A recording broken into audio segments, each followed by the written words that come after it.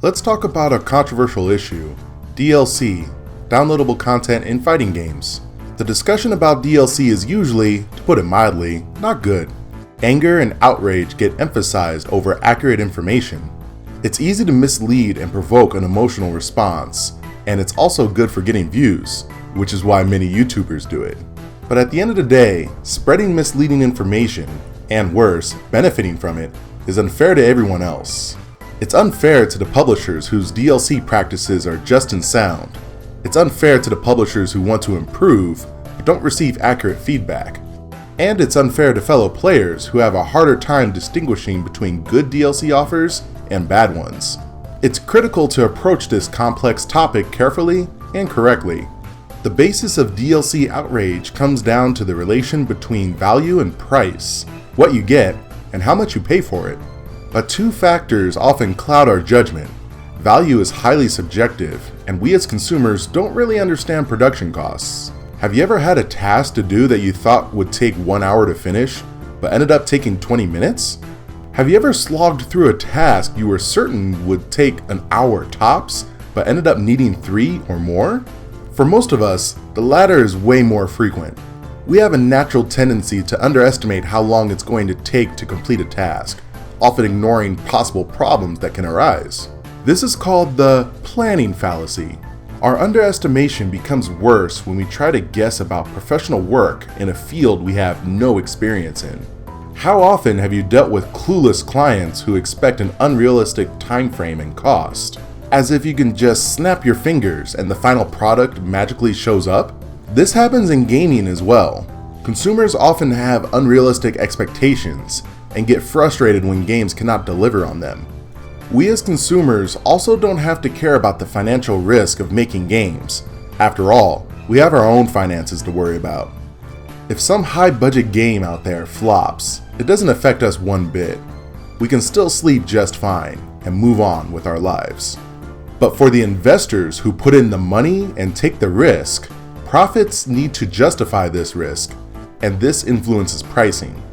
As consumers, we like to constantly compare various games without considering possible differences that aren't apparent. If we feel one offer was not worth it, we often unfairly correlate it with other offers that look similar on the surface while ignoring the finer details. This is why after a couple of bad experiences with DLC, people immediately get defensive when they merely see the term come up in a new game. The false assumption is that back in the old days, they sold you $60 worth of content for $60. And now when the option for DLC exists, this means they sell you $40 worth of content for $60 and charge you again for the missing $20. This is why people often rage about DLC that is announced before the game is released, or care if it's already on the disc. What they don't consider is that oftentimes there's no option but to commit to creating content that is worth more than $60 based on its production costs. This creation of content is not fit to be sold as a one-time $60 package. Let's look at this from a fighting game perspective. The initial version of a game is a huge investment, since you have to create the graphics from scratch and have a decent-sized base roster. This might even be a net loss in the short term. In reality, this initial investment is made possible because it's a long-term commitment. Assets are created to be used over multiple games, not just one. That's what makes it financially feasible. But people like to complain about having to buy multiple versions of the same game, despite the obvious improvements. Fighting games have to somehow cater to very different players who are looking for very different things. Casual players only look at the new single-player content and ignore the balancing, and the hardcore players only look at the balancing and ignore single-player content. They each only consider half of the work done, and then complain there's not enough content to justify the purchase beyond the 1 to 2 new characters. Many publishers started using DLC as a replacement for the multiple versions model traditionally associated with fighting games. But the paradigm didn't change. The initial $60 package is sometimes still not cost-effective without a long-term model that generates income. Even if you don't hear about any day one DLC, The game is probably created with a long-term plan in mind anyway. Better face the truth sooner than later. As much as people complain about DLC, it tends to be a more consumer-friendly option compared to multiple versions with multiple discs. The player base isn't split between those who upgraded and those who didn't, and you have more control over which content you pay for. You can buy the DLC you want and ignore the DLC you don't care about. Fans often complain about how expensive DLC is, but ignore how cheap the base game is, 95% of the content, especially during sales. Why not focus on the bright side, how the entry point is very cost effective for newcomers, and how further supporting the game via DLC is optional. Perhaps the most confusing comparison to make is with F2P, free-to-play games. Free-to-play is a term that means so many different things.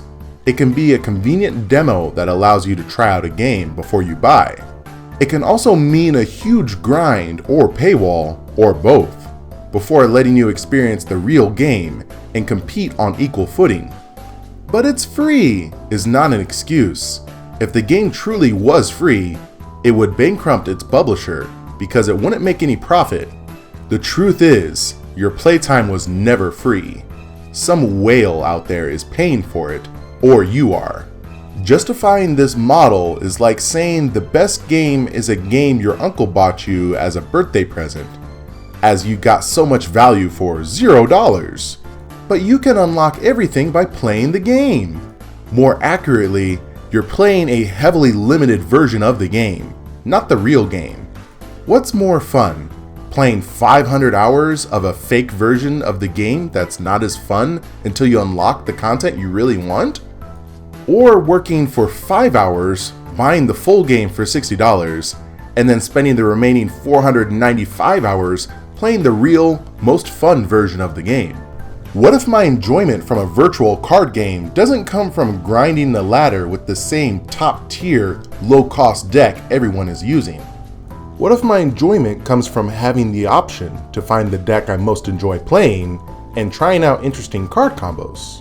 Many free-to-play games heavily limit the way you are allowed to enjoy them, and many of them cost way more than $60 to get the full experience. Some free-to-play models also introduce a financial incentive for bad balancing. Make some characters in a MOBA top tier and let players purchase them to maximize their advantage in high-rank play. Then, after a few months, nerf them to the ground and force these players to buy a new top tier. Dota and Fortnite are free and only charge for cosmetics, but this sort of free-to-play success story is rare. These cases don't automatically make the free-to-play valid for games with a smaller player base, especially not a niche genre like fighting games.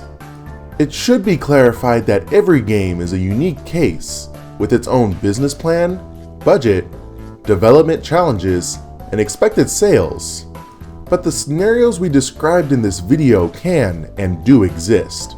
Lastly, we certainly have a personal take on DLC practices, which obviously reflect a more hardcore player's perspective. We think charging for cosmetics is a good compromise for optional content that allows you to further support a game in a meaningful way. They don't affect the outcome of the match, and players who don't have them still compete on equal footing with players that do. While DLC characters are less desirable and are done as necessity because they get purchased more than just cosmetics, we think there's room to improve in how games handle them. First of all, let's do away with characters that have to be unlocked by playing a bazillion hours of story mode. Give us an additional option to get them immediately, even if it's for money. Secondly, timed exclusive characters that a player can miss for not pre-ordering in time are a very bad idea. Give us the option to purchase them as well, instead of having to wait months after the release while others get them immediately. The on-disc DLC complaint becomes valid when the situation rewards pirates and hackers over legitimate purchasers of the game. We think that a good way to handle DLC characters is that as soon as they are ready, they should be freely playable in training mode. This way, you also allow everyone to try a character before they buy, foil hackers, and justify having DLC on disc. For hardcore players who don't want to actually play as the character, this allows the players to practice against the character's setups conveniently, instead of hoping they find a player of this specific character online. This way, DLC characters become more like cosmetics. You buy them because you are pleased with the game and want to support it. What do you think about our analysis of DLC practices? Do you agree or disagree? Let us know in the comments below. Thank you for watching, and see you next time.